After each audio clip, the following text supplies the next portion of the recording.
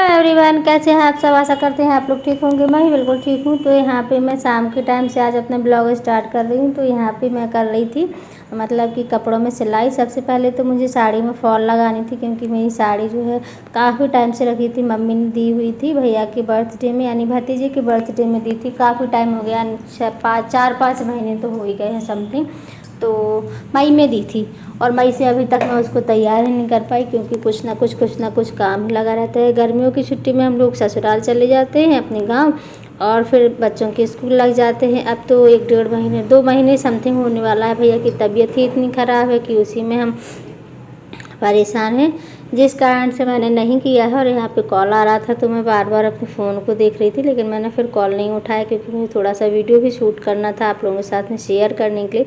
तो यहाँ पे मैं धागा डाल दूँगी और मशीन में जो है जो साड़ी में एक तरफ नीचे से मैं इसी तरीके से फॉल लगा लेती हूँ मशीन से ही, देन कर लेती हूँ बाकी की तुरपाई, यानी कि जैसे सुई धागे से ऊपर लगानी होती है तो काफ़ी ईजी हो जाता है और जल्दी भी काम निपट जाता होता है। और यहाँ पे इतने सारे कपड़े रखे हैं तो हम लोगों को ससुराल जाना है, जिस कारण से सारे जो है सेट करूँगी, मतलब फिटिंग वगैरह डालूँगी।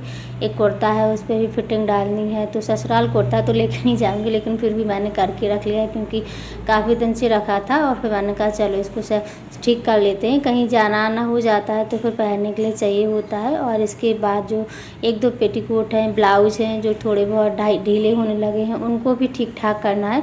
तो सारे जो है मतलब थोड़े बहुत स्टिचिंग के काम मैं घर में कर लेती हूँ। इमरजेंसी का ब्लाउज भी मैं घर में बना लेती हूँ, बट वैसे नहीं बनाती हूँ, पर हाँ इमरजेंसी अगर होती है तो बना लेती हूँ। बस यहाँ पे मैं फॉल ढूंढ रही थी, तो बस फॉल लगा के वो कर लूँगी मैं। और पता है 2 दिन में मैं फॉल लगा पाई, क्योंकि एक दिन तो शाम हो गई थी करते ही करते, फिर बच्चों के लिए कुछ खाने पीने के लिए भी बनाना था। आप लोग समझ ही सकते हैं कितनी ज़्यादा वो होती है, दिक्कत हो जाती है। तो इसीलिए बस यहाँ पे फटाफट से मैं फॉल लगा लूँगी अपनी और दूसरे काम कर लूँगी, यानी कि कपड़े पेटीकोट भी थोड़े बहुत सिलाई वो हो गई थी। जैसे नए पेटीकोट लाते हैं फिर उनको धुल के मैं एक बार सिलाई डाल देती हूँ, जिससे जो है काफ़ी मजबूती बनी रहती है। फिर ससुराल जाते हैं तो साड़ी ही वेयर करनी होती है, और ससुराल से कोई आता है तब भी साड़ी ही वेयर करनी होती है।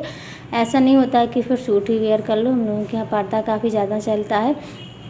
अभी तक मैंने आप लोगों के साथ में अपने ससुराल के व्लॉग शेयर नहीं किए हैं, देखते हैं कब शेयर करेंगे, क्योंकि वहाँ मैं ट्राईपोड लेके नहीं जाती हूँ। इसके बाद मिलती हूँ नेक्स्ट डे। तो यहाँ पे भैया को और दीदी को दोनों को दिखवाने गए थे, क्योंकि उन दोनों की ही तबीयत ख़राब थी। और यहाँ पे ब्लड टेस्ट बोला था डॉक्टर ने, क्योंकि उनको डेंगू जैसे लक्षण लग रहे थे, तो उन्होंने बोला कि जो है ब्लड टेस्ट करा लो। इसके बाद फिर हम लोग घर आ गए थे डॉक्टर को दिखा लेने के बाद। तो काफ़ी ज़्यादा लेट हो गया था, आप लोग देख सकते हैं बिल्कुल शाम हो गई है। तो मैं कपड़े लेने के लिए चली गई थी छत में, और खैर डेंगू वगैरह तो कुछ नहीं निकला है बच्चों को, भगवान का शुक्र है। सिर्फ ऐसे ही वायरल फीवर था और थोड़ा सा इन्फेक्शन था, जिसकी डॉक्टर ने दवाई दे दी है, तो बच्चे ठीक हो जाएंगे। फ़िलहाल वो अभी मतलब रेस्ट कर रहे थे, सो रहे थे। और यहाँ पे मैं अपने कपड़े जो है फ़ोल्ड करके रख दूँगी। अभी भी कॉल आ रहा है, तो जैसे शाम का टाइम होता है तो थोड़े बहुत कॉल आ जाते हैं। दोपहर में मैं थोड़ा बहुत रेस्ट कर लेती हूँ। और अभी बच्चों की तबीयत ख़राब है, तो मम्मी का, कहीं बहन का, भाभी का, सभी लोगों के कॉल आते रहते हैं। एक ससुराल वालों के छोड़ के देवरानी का कॉल आता है, इसके अलावा किसी के भी कॉल नहीं आते हैं पूछने के लिए कि तबीयत कैसी है कैसी नहीं है। बट कोई बात नहीं, जिसका जैसा मन, अगर नहीं पूछना चाहते हैं तो ज़बरदस्ती तो किसी से कर नहीं सकते। ऐसा नहीं है कि किसी को पता नहीं, सभी को पता है कि तबीयत ठीक नहीं है बच्चों की, लेकिन कोई एक बार भी कॉल करके पूछता नहीं है कि कैसे हैं कैसे नहीं हैं।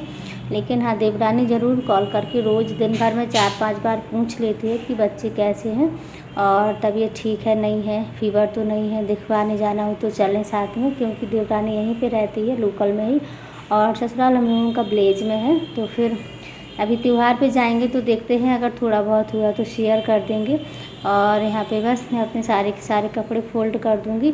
और आज मैं वीडियो बहुत बड़ा नहीं कर पाई हूँ, मतलब शूट कर पाई हूँ, क्योंकि थोड़ी सी बच्ची बीमार है और थोड़ा सा मैं भी मम्मी के घर चली गई थी, मायके चली गई, तो दिन भर वहाँ पे ही निकल गया, इसीलिए फिर मैं नहीं शूट कर पाई। और कपड़े नीचे गिर गए हैं, बच्चे सो रहे हैं और मैं उठा के लेके आई हूँ, तो मैं उनका साथ के साथ फ़ोल्ड करके रख देती हूँ, वरना फिर रख देते हैं तो पड़े रह जाते हैं, इसीलिए। सो मैं अपने दूसरे काम भी करूँगी इसके बाद, जैसे बर्तन जमाना और जो है दूध गर्म करने के लिए रखना। खाने की तैयारी तो अभी फ़िलहाल नहीं करनी, क्योंकि अभी थोड़ा सा टाइम है खाने की तैयारी में। खाने की तैयारी थोड़ी देर से करूँगी।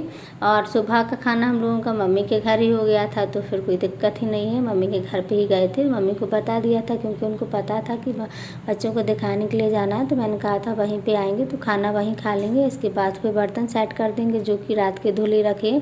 जैसे मैं बता ही चुकी हूँ, सुबह में हम लोग नाश्ता करके सीधे चले गए थे भैया को और दीदी को दिखवाने के लिए। तो ऐसे ही मैंने जो है काम निपटाए। और परेशानियाँ देखिए किसी को बता के नहीं आती हैं कि किसको कैसी परेशानियाँ आना है, आ जाती हैं बस वो, तो उनसे निपटना होता है हमें। और हमारी लाइफ ऐसी ही जाती है, पर कोई बात नहीं, किसी का सपोर्ट नहीं है, फिर भी अकेले ही मैं ऐसे ही ज़िंदगी अपनी वो कर लेती हूँ। सिर्फ हम दोनों को, पति पत्नी जो है, एक दूसरे का साथ है, तो एक दूसरे के साथ से ही जो है हमारी लाइफ चलती जाती है। सपोर्ट किसी का नहीं रहता है, अकेले ही बच्चों को संभालना, सारा कुछ मैनेज करना बीमारी में और उनको देखना बहुत मुश्किल होता है, लेकिन फिर भी कर लेते हैं। अब तो आदत हो गई है, क्योंकि अब तो खैर वो बड़े हो गए हैं। जब वो छोटे थे तब भी मैंने अकेले नहीं मैनेज किया है, तो हो जाता है, कोई बात नहीं। और आज आप लोगों को वीडियो कैसा लगा, अच्छा लगा हो तो इसी आशा के साथ मैं वीडियो को एंड करती हूँ। थोड़ा सा भी अच्छा लगा हो तो लाइक ज़रूर कर दीजिएगा, कमेंट कीजिएगा। चैनल पे पहली बार आए हैं तो सब्सक्राइब कर लीजिएगा बेल आइकन के साथ, ताकि आप लोगों को वीडियो की नोटिफिकेशन मिलती रहे जब भी मैं कोई नया वीडियो अपलोड करूँ।